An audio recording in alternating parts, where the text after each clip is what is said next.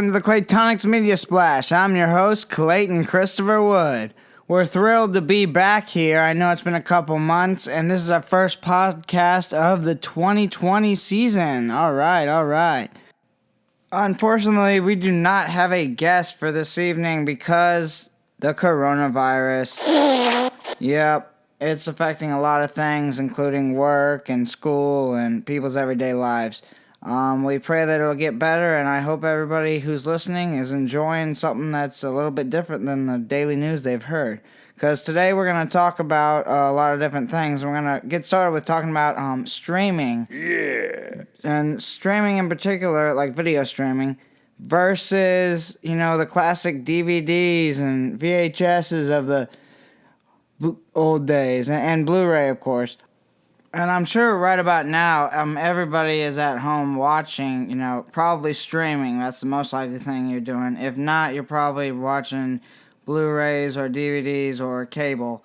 I don't suspect anybody, except for maybe a few handful of people, are watching VHSs these days. I do know some people who like them and still watch them to this day.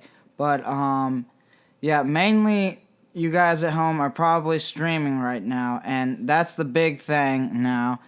And it's because nobody really wants to have 200 channels, of cable and then pay that huge bill every month. It's just an obnoxious bill, and half of the channels on there, they don't even work, or they're just like infomercials, or some of them just don't work, or they say it's just not worth it these days. Nobody wants that, They want stuff, that you can get instantly. And that's what Netflix and Disney Plus and, Hulu, Amazon Prime, God, the list goes on and on. There's so many streaming networks on. It's crazy. So Netflix pretty much was the king of the castle when it comes to, streaming networks. Hulu is right behind it. Disney Plus is catching up. They just came into the fold, so we'll see. Prime, Amazon Prime has been there and has been getting better every year. So it's I think it's between Hulu, Netflix, and Prime and Disney Plus right now, and the top streaming networks. Netflix for years survived on something totally different, and it was the conventional way, which, people still use today, the DVDs, and they would get DVDs delivered, and that's how it was when I was growing up. That's what Netflix was. And they also had the streaming thing. The streaming thing was just a plus. Now, of course, with streaming getting so big and DVDs being less and less and less, you notice, like in your local Best Buy, they've only got 2 aisles devoted to DVDs when they used to have like 5 or 6 aisles. It's crazy. They cut down because, everyone's streaming now. I personally still like DVDs and Blu-rays. I still watch them and stuff because, Netflix can have something and then they cannot have it, If you always have it, that's what I want to... If something's good enough for me to want to watch it again and again, then I will buy it. Otherwise, I'll stream it. But Netflix now, they got to where they are with other people's content, but now their whole thing is creating new original content, Netflix content that nobody else makes. And all the streaming networks are starting to do that now. Netflix originals, Prime originals, Hulu originals, and Disney Plus originals too. So it's crazy.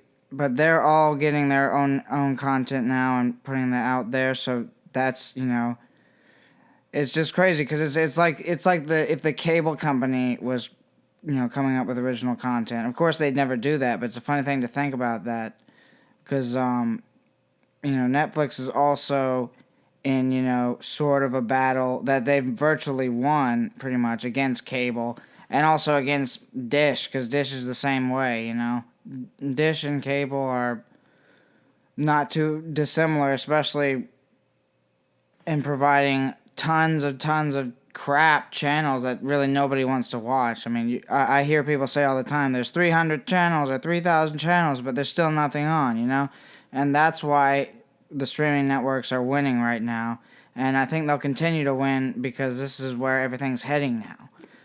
But don't get me wrong, I still like watching Blu-rays and DVDs, and if I had a VHS player, I'd probably still be watching VHSs. But I do love the convenience of streaming and what it's brought to people. And if I can get a strong enough internet connection, then streaming's great. If not, then back to the DVD. But, that's really how I feel about that whole situation. Well, now I'd like to get into the best type of movies that kind of depict the situation we're in right now with the virus and everything.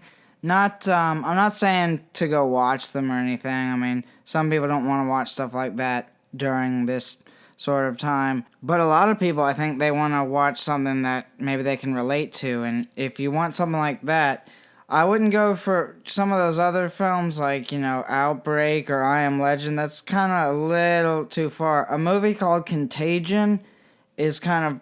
It looks like, this movie was made like 10 years ago or something, but honestly, it looks like it could have been made for this pandemic because it's almost the same. It's also started with like a bat, and, a bat dropped a piece of food, and then a pig ate it, and then man touched the pig, and then this huge virus was created by it. It's a fantastic film with Lawrence Fishburne and Jude Law and Kate Winslet, Matt Damon, Gwyneth Paltrow. So it's a great film, and I suggest you check it out if you haven't already. I Am Legend, it's good. It's not really like this. It's kind of like World War Z in that it is sort of from something like this, a disease, and then zombie apocalypse type thing. So, if you want something more believable, I would go with Contagion. If you want something a little bit more, this whole thing could come into a zombie apocalypse and stuff like that.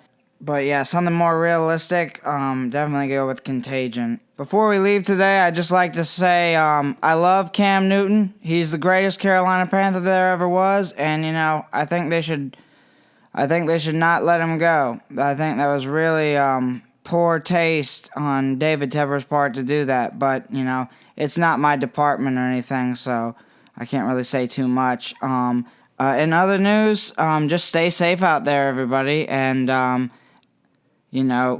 wash your hands and do everything you need to do to be safe. Isolate yourself if you have to. That's what I've done.